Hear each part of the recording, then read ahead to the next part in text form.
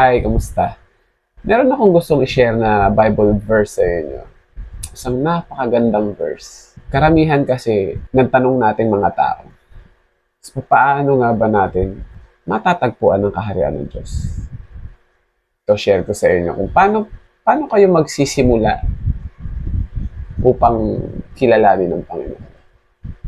Well, sabi sa Matthew chapter 6 verse 33, "Seek first His kingdom and righteousness, and all these things will be given to you as well." So, napakagandang scripture yan. Alam mo ba na totoo ang sinasabi ng Panginoon dyan na pag natagpuan mo ang kanyang kaharian at kaluwalhatian, ay ibibigay niya rin iyon sa'yo. So, ang pinakamalaking tanong ngayon is, paano natin matatagpuan ang kanyang kaharian at kaluwalhatian? Ganito yan. Nag-usap si Nicodemus at ang Panginoong Hesukristo.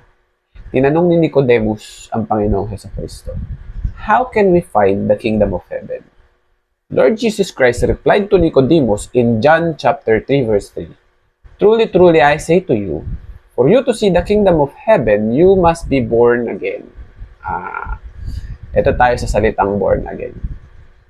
Karamihan sa atin kasi ang akala, pag nakarinig ng salitang born again, in religion. Born again is not a religion. It's your declaration to Lord Jesus Christ that you surrender all to Him and accepted Him as your one and only Savior, the one who died on the cross and paid for your sin. It means, kapag sumuko ka, tinanggap mo ang Panginoon, and that's the time your spirit will reborn. Kaya ka tinawag na born again. So ngayon, ang tanong, bakit? Bakit yun yung first step para makilala mo ang Panginoon?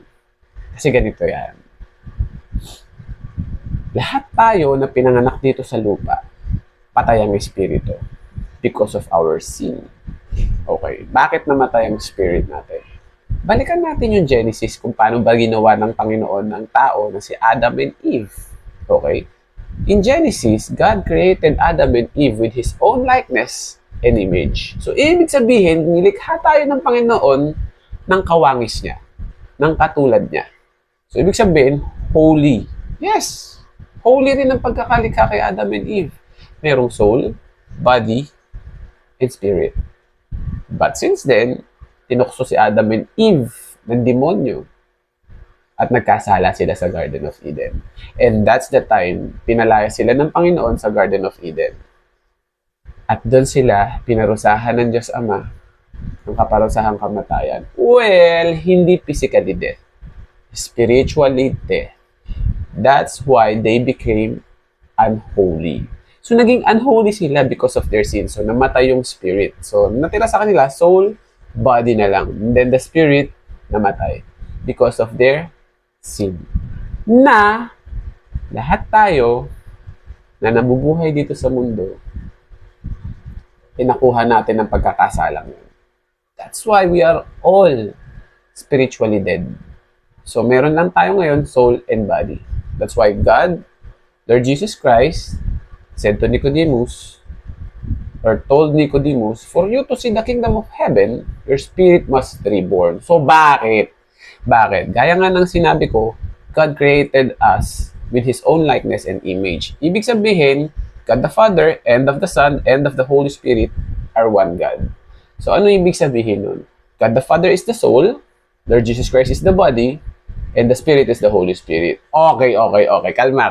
Alam ko, sasabihin nyo sa akin, hindi ganun. Bakit? Hindi iisa ang Panginoon. Iisa lang po ang Diyos Ama at ang anak na si Jesucristo at ang banal na Espiritu. Iisang Diyos lang yan. Ganito ipapaliwanag ko. Lahat tayo fall short. Kapos tayo sa standard ng Panginoon. We cannot save ourselves by doing good things only. Because death is the only wages for our sin. That's why, nung nakita ng Panginoon na wala tayong kakayahang bayaran o tubusin ng ating pagkakasala, ayaw niya tayong mapunta sa impyerno. Kasi mahal niya tayo. Dahil ang impyerno, hindi niya ginawa para sa atin. Ginawa niya ang impyerno para sa mga fallen angel and demon. So, nag-isip ng paraan ng Panginoon kung paano niya tayo tutubusin. And that's why He chose to be a human like us. Kasi, ang Diyos Ama, ay spirit. Wala siyang blood. That's why naisip niya magkatawang tao bilang si Jesucristo para tayo tubusin sa ating pagkakasala. That's why the Holy Spirit came into Mother Mary's womb para ipanganak si Jesus Christ ng Virgin si Mother Mary. Kasi, para hindi magkasala ang Panginoong Jesucristo. Dahil, ang pag-alay ng dugo, kailangan malinis. As in righteous. Walang kasalanan. That's why, He chose to be born with the Virgin Mary. To pay for our sin by His own precious blood. So ngayon, kaya sinasabi ng Panginoong Jesucristo, God the Father and I are one. Kasi iisa lang sila. Yun ang human form ni God the Father, si Jesus Christ. Para tayo tubusin. So bakit hindi na lang as a spirit bumaba? Kasi nga, walang dugo ang spirit. At second, hindi natin pwedeng makita ang Panginoon mismo dahil buhay ang kapalit kapag nakita natin ang totoong image ng Panginoon. So, walang sino man ang nakakita sa totoong itsura ng Panginoon. Even si Moises, nung nag-usap sila ng Panginoon sa mountain of at ang sinabi sa Biblia na nag-usap sila ng face-to-face is intimacy. So, intimate lang yung usapan nila doon dahil sinabi rin sa Bible na nung nag-usap sila, nung nagpakita ang Panginoon, tinakpan ng Diyos yung kuweba ng location ni Moises at lumakad ang Diyos. At ang pinakita lang ng Panginoon sa kanya ay ang likuran. Kasi nga, it will cost Moises' life. So, yun ang naisip na way ni God, ang magkatawang tao, bumaba dito sa lupa para lang tayo tubusin by His own precious blood. So ngayon, alam niyo na kung bakit God the Father, and of the Son, and of the Holy Spirit are one God.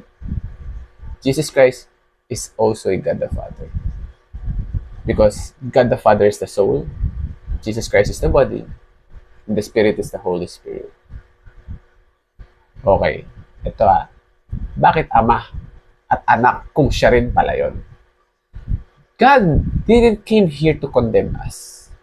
God came here to save us. Sabi nga, di ba, hindi ako naparito para pagsilbihan nyo. Naparito ako para magsilbi sa inyo. Para magturo at para ipaalam ang kaharian ko. At para tubusin kayo at iligtas sa inyong mga kasalanan. Dahil God came here to show His unconditional love and to teach us how can we find His kingdom and righteousness.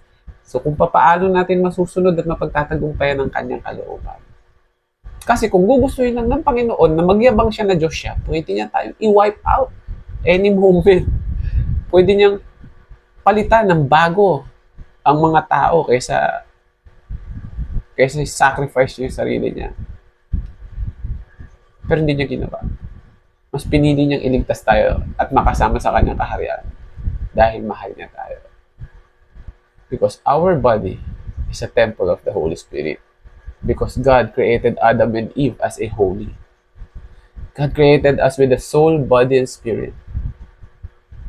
That's why God told Nicodemus, for you to see the kingdom of heaven, you must be born again. Your spirit must be born for us to be righteous. Tingnan nyo sabi ng Panginoon sa John chapter 3 verse 16, for God so loved the world that He gave His only begotten Son, that whosoever believes in Him shall not perish but have everlasting life. Ganun tayo kamahal ng Diyos. Binigay niya regalo ang Panginoong Jesucristo para tayo tubusin sa ating pagkakasala. At ang pagmamahal ng Panginoon ay para sa lahat. Hindi naging specific ang Panginoon doon sa sinabi niya na for God so loved the Christian and Catholic only. Wala. World ang sinabi ng Panginoon. So ibig sabihin, kahit anong religion mo, pwede kang tumanggap na regalo ng Panginoon ang kanyang salvation. Kasi world ang sinabi niya. Sabihin, kahit na hindi ka naniniwala, LGBT ka, pwede kang tumanggap ng pagmamahal at regalo ng Panginoon. Kasama ka sa sinabing pagmamahal ng Panginoon.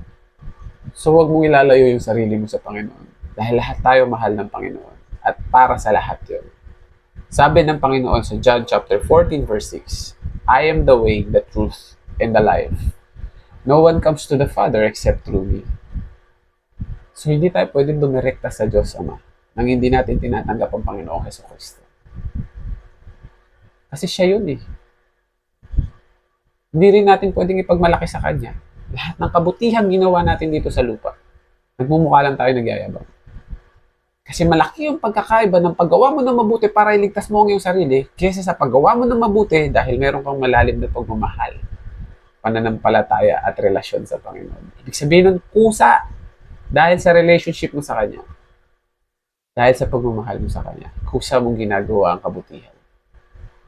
Dahil sabi sa Ephesians chapter 2 verse 8 and 9, For by grace you have been saved through faith. This is not from you. It is the gift of God. It is not by works so no one may boast. So regalo lang ang kaligtasan natin dito sa lupa. Regalo lang. Hindi dahil sa gawa. For example, ito regalo. Binibigay sa'yo ng Panginoon. Nakasulat yung pangalan mo doon sa regalo. Alam mong para sa'yo yung regalo.